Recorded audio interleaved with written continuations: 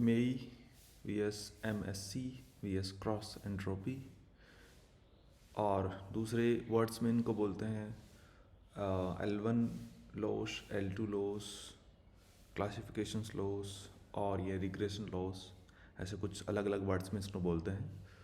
सो एक एक करके अपन डिस्कस करते हैं। तो एजेंडा यही है कि लॉस फंक्शन कौन कौन से होंगे, कैसे डिसाइड करेंगे कि कौन सा लॉस फंक्शन कहाँ पे यूज़ होगा और किस लॉस फंक्शन का क्या एडवांटेज है। सो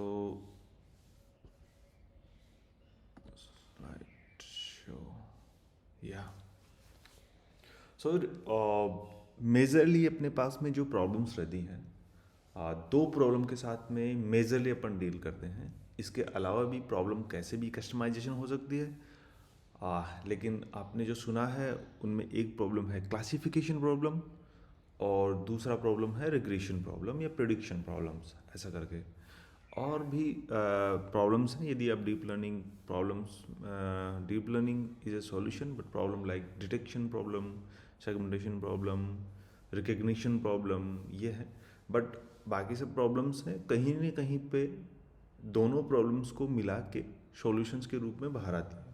तो फंडामेंटली हम देखें तो प्रिडिक्शन या रिग्रेशंस और क्लासिफिकेशन प्रॉब्लम्स हैं।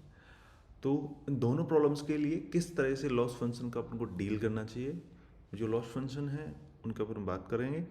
पहला लॉस फंक्शन है रिग्रेशन लॉस फंक्शन, अपन बात करेंगे। उसके बाद हम कुछ क्लासिफिकेशन के लॉस फंक्शंस के बारे में भी बात करेंगे। सो रिग्रेशन लॉसेस, उनमें एक लॉस फंक्शन आपने जब लास्ट सेशंस हुए उनमें काफ़ी मैंने डिस्कस किया, जिसका मीन स्क्वायर एरर या क्वाड्रिक लॉस या L2 लॉस, उसको L2 लॉस भी बोलते हैं।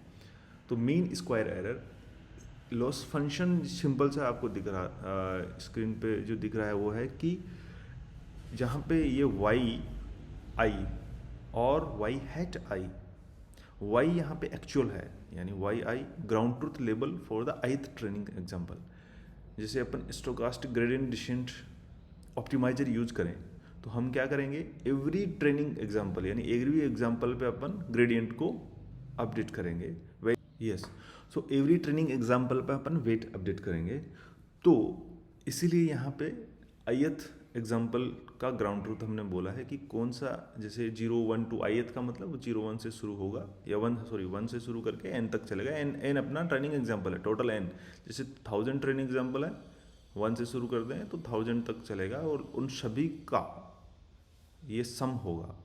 तो यहाँ पे वाई आई ग्राउंड ट्रूथ है ith ट्रेनिंग एग्जाम्पल का, और वाई हैट यहाँ प्रिडिक्टेड वैल्यू है। जैसे आपने कोई भी मॉडल बनाया है उसका जो आउटपुट आएगा वो प्रिडिक्टेड आउटपुट है, यानी ये जो प्रिडिक्शन है वो है और ये एक्चुअल है। इन दोनों को घटाएंगे और उसका स्क्वायर करेंगे। स्क्वायर करके जितने भी ट्रेनिंग एग्जाम्पल हैं, जैसे 1000 ट्रेनिंग एग्जाम्पल है, सभी को लेके सभी को समेशन कर देंगे और उसका एवरेज निकाल लेंगे। तो ये जो जो फंक्शन है इसी को अपन बोलते हैं मीन स्क्वायर एरर। अब नाम से ही पता लग रहा है कि हमने स्क्वायर किया, एरर आई। तो ये तो एरर है। एरर अपने 12th क्लास 11th क्लास में पढ़ा हुआ ना। एरर कैसे निकालते हैं कि जो एक्चुअल वैल्यू है कि इतना होना चाहिए था और जो प्रिडिक्टेड वैल्यू है वो है, उनमें घटाएंगे तो वो एरर निकल जाएगा। एरर का स्क्वायर कर रहे हैं, वो स्क्वायर आ गया। दूसरा है उसका फिर मीन भी निकाल रहे हैं, मतलब कि सभी को जोड़ के उसका मीन, टोटल मीन कितना आया वो n से डिवाइड कर रहे हैं। तो 1000 एग्जाम्पल का जो आइट्रेशन करने के बाद में जो मीन आया उसका अपन ये कर रहे हैं, तो ये हो गया मीन स्क्वायर एरर। तो अब मीन स्क्वायर एरर में इंपॉर्टेंट बात ये है कि यहाँ पे हमने एरर का स्क्वायर किया। जैसे ही स्क्वायर कर रहे हैं तो यहाँ पे इक्वेशन बन जाती है सेकेंड ऑर्डर। और सेकेंड ऑर्डर इक्वेशन मतलब कि सिंपल सी बात है, क्वाड्रेटिक इक्वेशन बनेगी। क्वाड्रेटिक इक्वेशन बनेगी तो इसका जो ग्राफ है वो पैराबोलिक बनेगा, राइट, या तो ऐसे ऐसा करके पैराबोलिक जाएगा। तो हमें, तो ये काफ़ी पॉपुलर है एक्चुअली। लॉस भी अपना क्वाड्रेटिक इक्वेशन बन रहा है, डिफरेंशिएबल भी है, और लॉस फंक्शन को अपन को डिफरेंशिएट करना पड़ता है जब ग्रेडियंट कैलकुलेट करते हैं, राइट, तो वो भी अपन को करना पड़ता है। तो इसके इस प्रकार के इसके काफ़ी एडवांटेज हैं।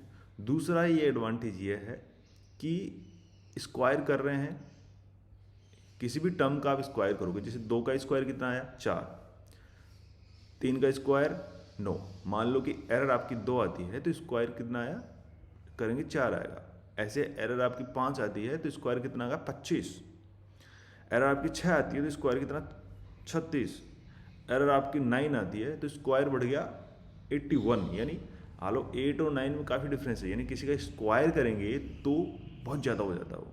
इसका मतलब सिंपल सा है कि स्क्वायर करने से फ़ायदा ये हो गया कि यदि लॉस ज़्यादा है, यदि एरर में डिफरेंस ज़्यादा आ रहा है तो पेनल्टी भी बहुत ज़्यादा होगी।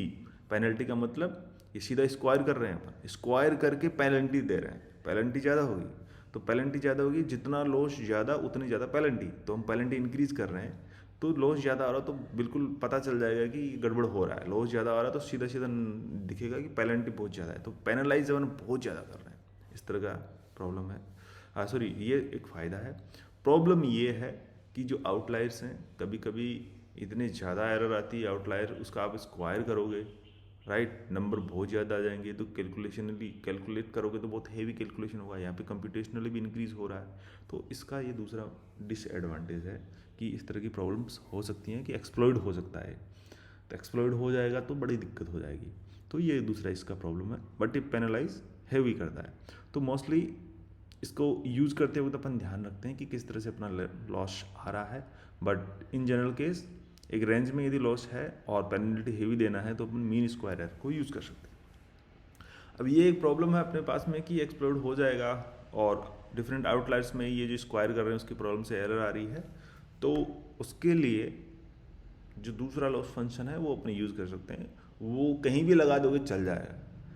तो वो है, उसको हम बोलते हैं मीन एब्सोल्यूट एरर, और जो फंक्शन है उसको हम बोलेंगे L1 लॉस। अब यहाँ पे और पहले वाले में डिफरेंस ये है कि पहले तो हम स्क्वायर कर रहे थे, तो यहाँ पे स्क्वायर नहीं करेंगे, एब्सोल्यूट वैल्यू ले लेंगे एरर का।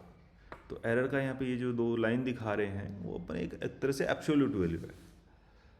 अब y माइनस वाई हैट करेंगे, इसका एब्सोल्यूट लेंगे एरर का, मतलब कि हो सकता है कि आपका जो वैल्यू है वो नेगेटिव आए या पॉजिटिव आए। यदि आपका नेगेटिव आता है तो भी हम उसका एब्सोल्यूट ले रहे हैं। अब जो पुराना केस था इसमें भी अपन कुछ भी वैल्यू आए, एरर की वैल्यू नेगेटिव भी आ सकती है और पॉजिटिव भी आ सकती है। तो नेगेटिव आ रही है तो भी स्क्वायर ले रहे तो वो पॉजिटिव हो ही जा रही है। तो यहाँ पे अपन को डायरेक्शन का इधर भी पता नहीं चल रहा है कि हमारा जो डायरेक्शन है लॉस नेगेटिव आ रहा है या पॉजिटिव आ रहा है, हमें पता नहीं चल रहा। यहाँ पे भी अपन एब्सोल्यूट ले रहे हैं वो पता नहीं चल रहा, तो यहाँ पे डायरेक्शन को हमेशा से ओवरराइड किया गया है। तो एब्सोल्यूट लेने का मतलब है कि नेगेटिव आए चाहे पॉजिटिव आए, हमेशा अपन लोग एब्सोल्यूट लेंगे, पॉजिटिव रहेगा और उसका फिर एवरेज निकाल लेंगे और वो हमारा लॉस फंक्शन होगा। और फाइनली हम वैसे भी लॉस फंक्शन को नेगेटिव से मल्टीप्लाई करके देखते हैं जब पूरा फंक्शन लिखते हैं, तो वो अपन इसमें कर रहे हैं। अब यहाँ पे जो आउटलायर्स की जो प्रॉब्लम थी, स्क्वायर नहीं कर रहे हैं तो आ जाएगा, लेकिन एरर को अपन ये हेविली पेनलाइज नहीं करता है बट कॉमनली यूज कर सकते हैं। तो यदि आपको समझ में नहीं आ रहा है कि वो क्या करना है तो आप मीन एब्सोल्यूट एरर वाला L1 लॉस जिसको हम बोलते हैं वो आप लगा सकते हैं। सिंपल सी बात है। अब इसमें जैसे एरर यदि 1 आ रही है तो 1 ही रहेगा, बट डायरेक्शन का थोड़ा रहेगा।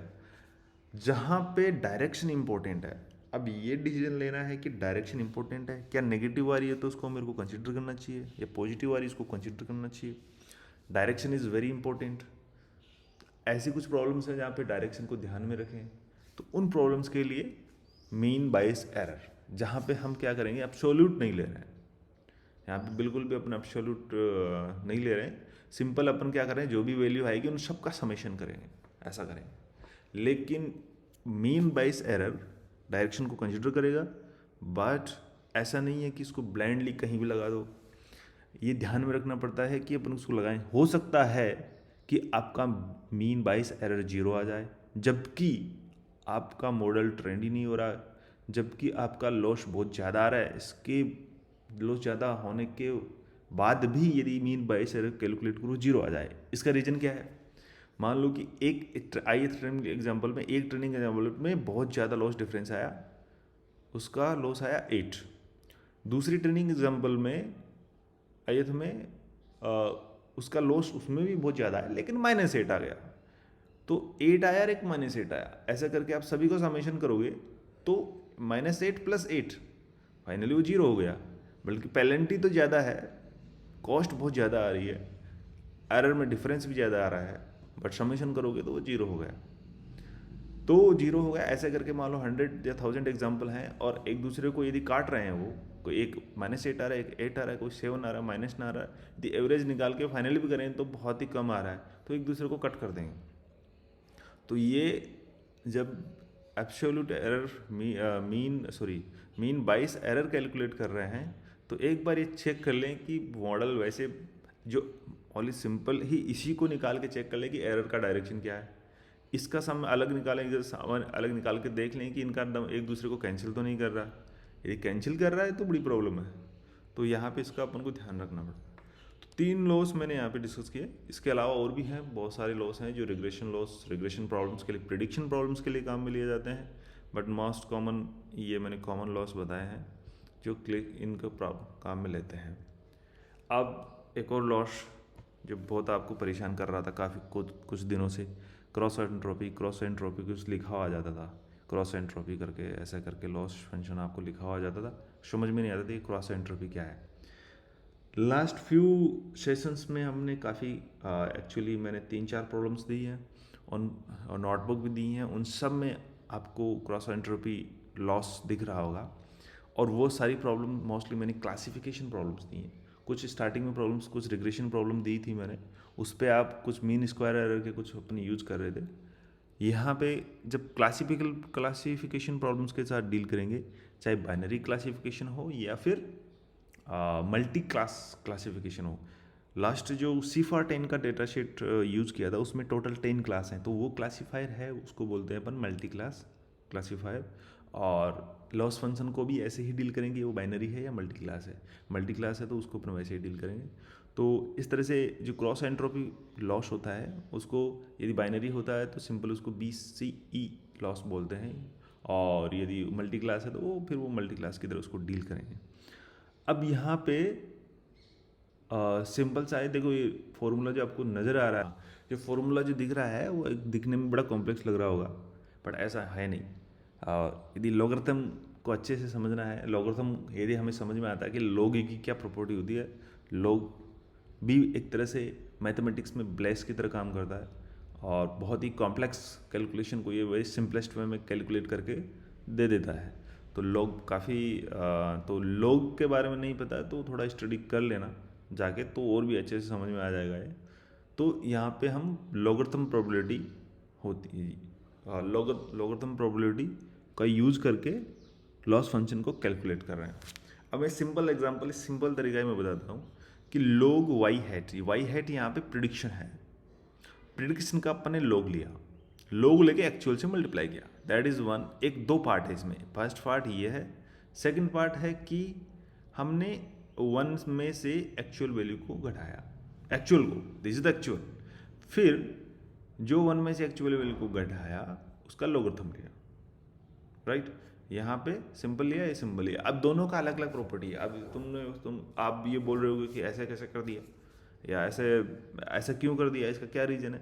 देखो कोई भी इक्वेशन बनाई जाती है या कोई भी इक्वेशन का डराइव की जाती है या फिर नई नई इक्वेशन आती हैं मार्केट में, तो वो हज़ारों लाखों सैंपल्स में टेस्ट करके वैलिडेट करके ये साबित करते हैं कि ये फ्लो जो बन रहा है वो ठीक है, ठीक है। तो जब ये क्रॉस एंट्रोपी लॉस जिसने बनाई है वो उसने डेटा के साथ में टेस्ट करके किया है कि उसने दिमाग लगाया, क्या दिमाग लगाया मैं थोड़ा बताता हूँ कि जब एक्चुअल ग्राउंड ट्रूथ क्या होगा, जीरो हो, यहाँ पे एक्चुअल ग्राउंड ट्रूथ जीरो हो तो ये पूरा पार्ट कंप्लीटली जीरो हो जाएगा, राइट। और यदि जब एक्चुअल ग्राउंड ट्रूथ 1 हो तो ये पूरा पार्ट जीरो हो जाएगा, 1 - 1 इज 0, राइट। ऐसा करके जीरो हो जाएगा। तो ये आपको पूरा क्लियरली समझ में आता है कि यदि रिजल्ट 0 आया 1 आया, यदि आप बाइनरी क्लासिफिकेशन की बात करते हैं 0 और 1, राइट, तो 0 आएगा तो ये वैल्यू मिल जाएगी, 1 आएगा तो ये वैल्यू मिल जाएगी, दोनों में से एक वैल्यू मिल जाएगी आपको, तो बात बराबर है। तो जब बाइनरी, तो मैंने बोला था कि बाइनरी क्लासिफिकेशन, तो बाइनरी है तो ये सिंपल हो जाएगा कि 0 और 1 के बीच में करेंगे तो ये एक मिल जाएगा, तो बहुत ही सिंपल है, बाइनरी है तो मिल गया। और सीधा सीधा ये लॉस मिल गया। अब हम बात करते हैं कि चलो अपनी जो प्रिडिक्शन है उसमें मल्टी क्लास है, इसकी वैल्यू 0 से 1 के बीच में आएगी, राइट, 0 से 1 के बीच में आएगी, तो अब पेनलाइज कैसे होगा, राइट। यहाँ पे हम ये देख रहे हैं, मैं थोड़ा सा एक ग्राफ के थ्रू में समझाता हूँ आपको, राइट, कि ये लॉगरिथम का ग्राफ है, ये x की वैल्यू यानी ये x क्या है, इनपुट है, यदि x इनपुट देते हैं यहाँ पे अपनी प्रॉब्लम में x क्या है, यहाँ पे y हैट लॉग के में पास करेंगे, इसका लॉगरिथम निकालेंगे। जो लॉगरिथम वैल्यू है यानी ये वैल्यू तो अपनी प्रिडिक्शन की वैल्यू है, और ये वैल्यू क्या आ रही है, लॉग की वैल्यू आएगी। यदि इसका ग्राफ प्लॉट करते हैं तो हमने मान लो प्रिडिक्शन हमारा 0 के नज़दीक है, 0 से 1 के नज़दीक जितने भी प्रिडिक्शन हैं तो लॉगरिथम की वैल्यू क्या आ रही है, नेगेटिव आ रही है, और लेकिन इसका जो ग्राफ है वो सडनली डाउन जा रहा है, मतलब कि बहुत ज़्यादा एक्सप्लोड हो रहा है। 0 के नज़दीक लॉग की वैल्यू इनफाइनाइट के नज़दीक होती है, राइट, यानी जितना यहाँ पे ये जो x ये प्रिडिक्शन 0 के नज़दीक होगा उतना ही लॉग का वैल्यू बहुत ज़्यादा होगा। इसका सिंपल सा मतलब समझो यहाँ पे, राइट, ये लॉग लॉस जा रहा है, ये तो अब इसी का अपना जो क्रॉस एंट्रोपी लॉस है उसी का यहाँ पे एग्जांपल अपन ये दूसरा ग्राफ है। सिंपल सी बात है कि प्रिडिक्शन प्रोबेबिलिटी 0 के नज़दीक है तो लॉग लॉस बहुत ही ज़्यादा हो रहा है। देखो यहाँ पे बिल्कुल सीधा स्ट्रेट लाइन पर के ऊपर तक जा रहा है, इसमें इन्फिनिट पहुँच जाएगा। तो यदि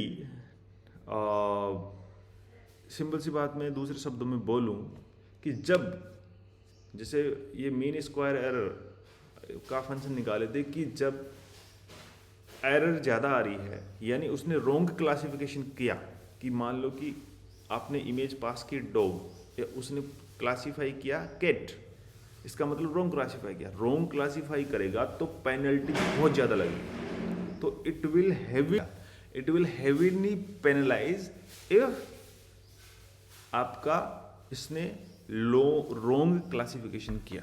ये सिंपल सी बात है। तो ये ग्राफ से भी अपन को समझ में आ रहा है कि रॉन्ग करेगा तो पेनल्टी बहुत ज़्यादा होगी। यदि क्लासिफिकेशन मान लो इसको 0.8 देना चाहिए था बट इसने 0.1 दिया तो यहाँ पे बहुत ज़्यादा उसको करेगा, और ये कंपनसेट करेगा एक दूसरे फंक्शन से।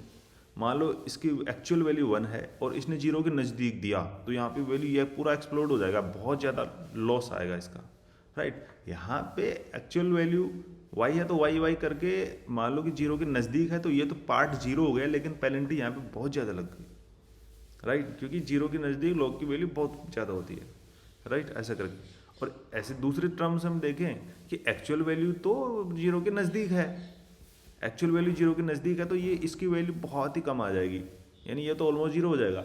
बट यहाँ पे इसको 0 में से 0.001 घटाएंगे तो 1 के नज़दीक ही रहेगा, और यहाँ पे 0.00 तो लॉग की वैल्यू 1 आएगी, तो ये 1 के नज़दीक रहेगा, तो ये भी यहाँ पे पेनल्टी लग रही है इसको भी।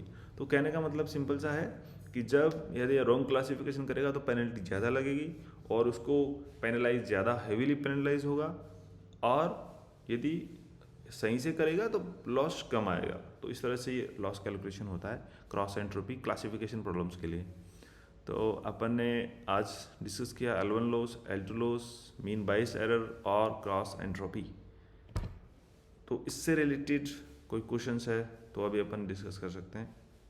You can ask any questions.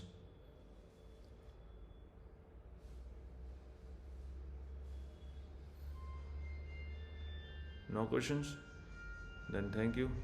Thanks for watching the video.